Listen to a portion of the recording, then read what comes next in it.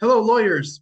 Welcome to another episode of the Young Partners series where we discuss skills, tools, and the different aspects of the role of a partner in a law firm, especially in the early years after their transition. We're going to kickstart the series this year with the executive director of the Young Partners Accelerator program, a program designed to train lawyers specifically in the role as partners that will be held in Chicago in October. Dr. Sharon M. Abrahams. Welcome, Sharon. Thank you, Eduardo. It's great to be here. Well, it's great to have you here too. Sharon is an international legal talent development expert. She has 30 years experience helping lawyers and law firms understand improve their productivity and profitability. Um, Sharon has written 3 books.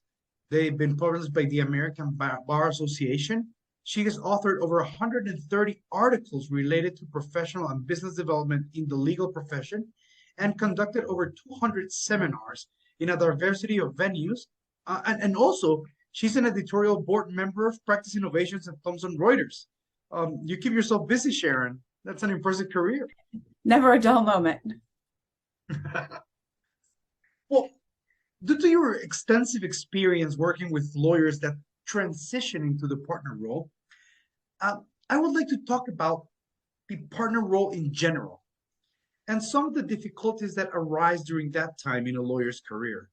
Well, so maybe to kick things off, perhaps you could tell me in general, what changes does a lawyer have to confront when they become a partner? Okay, that's a great place to start right at the beginning. So, on one day you're an associate and you get a phone call or an email, and the next day you're a partner. So there's a lot of changes that happen with that announcement that you've become a partner. Some of the changes are psychological. Just, you've attained a goal that you've had maybe for many, many years.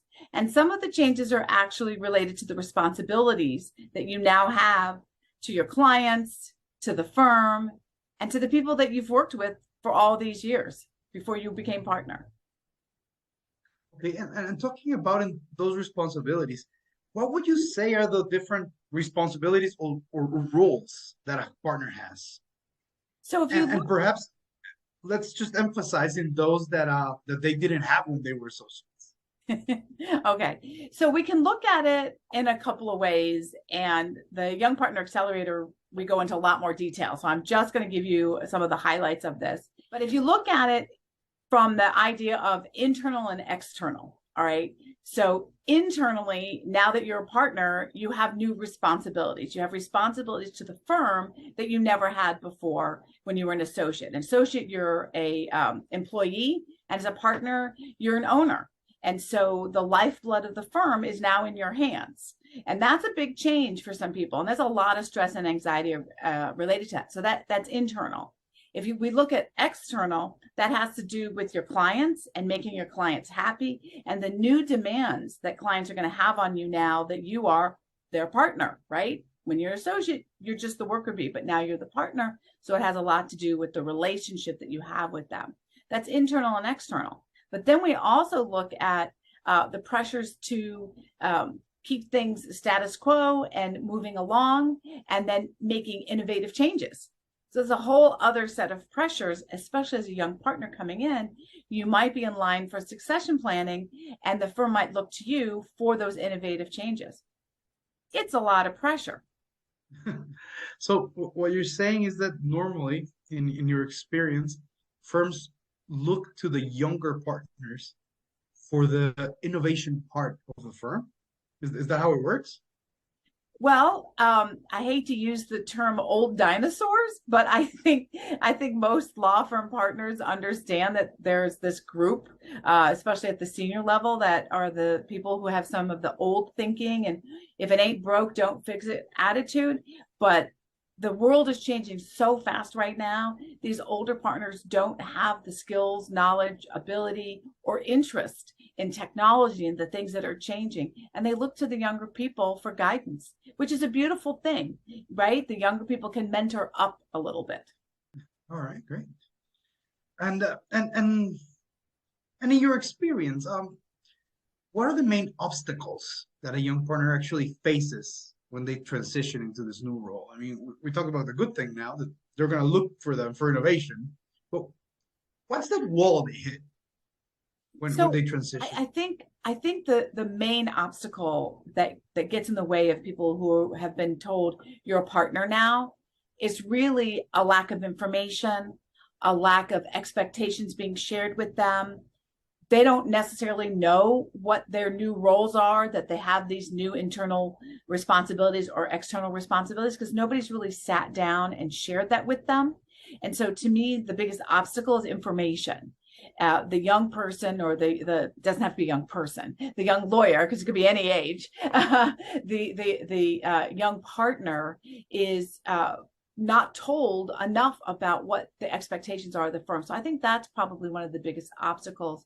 And in the Young Partner Accelerator, we talk about those expectations in a general sense, because of course we don't know what every law firm's expectations are, but there are expectations as being a new partner would be, or being a young partner would be.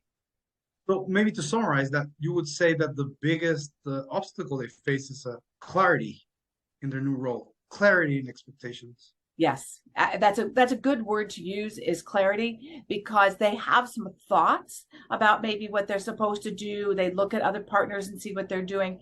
But until you say to somebody, this is what we want you to do, we're just, making it up as we go along. We figure it out on our own. But if you're given clarity up front, you can really, jumpstart your career as a partner in a law firm. That's interesting. Well, so I'm always investigating about this subject, and I ran into a great article you wrote regarding ownership mentality, and I would like to talk a little about that. Would you mind explaining to us the concept and its relationship with the transition to partner? All right, so it's very interesting, because when you become a partner in a law firm, your title changes, but nothing else seems to change. But you are actually now an owner. You've received a partnership agreement, which hopefully you've read, because you're a lawyer, you shouldn't sign anything that you haven't read. But the difference is, for example, if you and I decided to open a bakery, a cupcake shop, we would know that we're both owners. We signed a partnership agreement. Somebody's got to open the store. Somebody's got to bake the cupcake. Somebody's got to taste the cupcake. Somebody's got to keep the store clean. We know what we need to do to be an owner of a cupcake shop. Well, to be an owner of a law firm isn't quite as clear. So, for example, having an ownership mentality is looking at that client relationship not just as billable work that it comes in, but how can I take that client relationship and build it so that they stay a client of the firm for years to come? That's an ownership mentality versus just an associate who's billing time. So that's one of the examples of what I mean by ownership mentality. All right, so sounds great. Any other examples? Yeah, Sure. I'm sorry to push, but I'm really interested in the subject. That's okay. That's all right. I'm always happy to talk about this. So when you're an owner of a law firm, you now have to worry about the future of the law firm, not just billing your time for this week or this month or even for the year, but what's going to happen down the line? Who is going to be the managing partner in 2 years, 5 years, 10 years from now?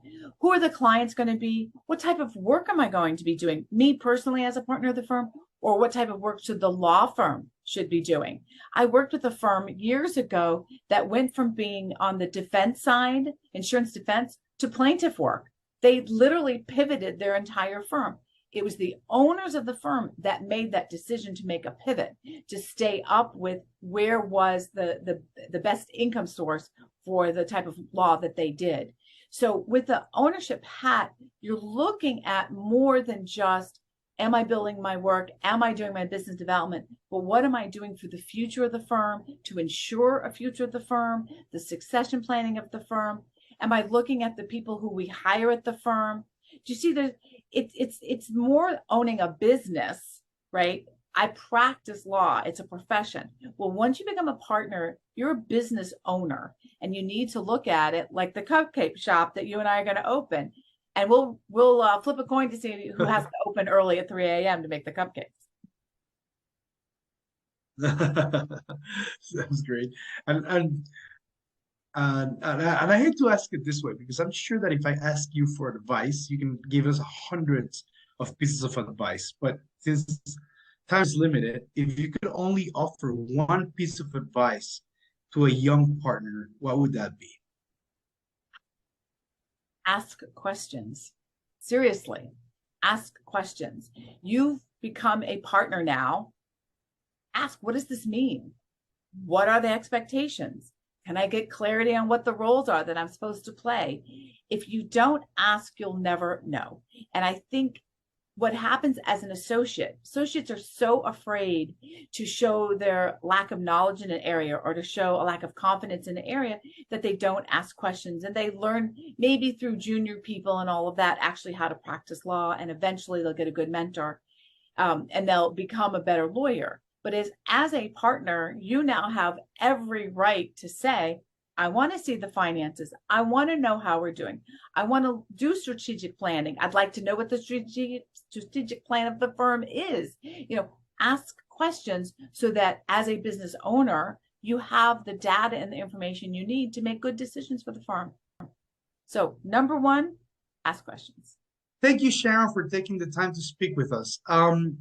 I would like to close today by inviting everyone to check out the Young Partners Retreat program, the only program in Latin America designed specifically to train lawyers in their transition to partners, which will be having its second edition in Miami in November 2023, and in which we have the honor of having Sharon as one of the speakers. More information on that in the link in the comment section. Thank you very much again, Sharon. It's been an absolute delight being able to share with you. I appreciate your time, and I look forward to seeing everybody in November in Miami. Thanks, Sharon.